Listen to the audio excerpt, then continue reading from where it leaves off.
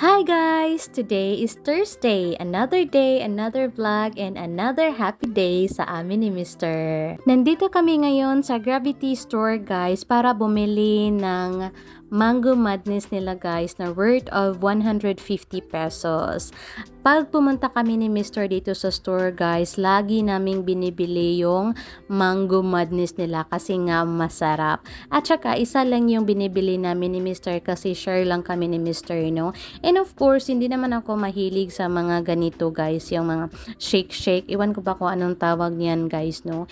And ayan, dumating na yung order namin ni Mr. I think pangalawang customer kami this time guys. Meron kaming naabutan kanina na first customer tapos kami yung pangalawa.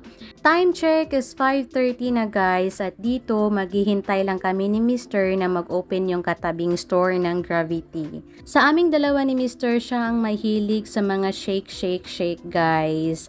Ako lang, naki-share lang ako kay Mr. kasi hindi ko naman maubos so kunti lang yung iinumin ko. While waiting guys, gumawa ako ng plastic ring at sinuot ko sa daliri ni Mr.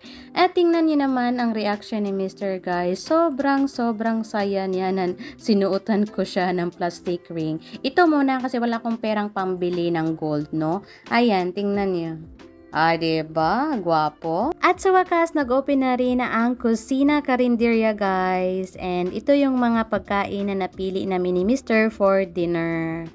So, ayan lang, guys. Thank you so much for watching and have a nice evening to everyone. Thank you for watching. Bye!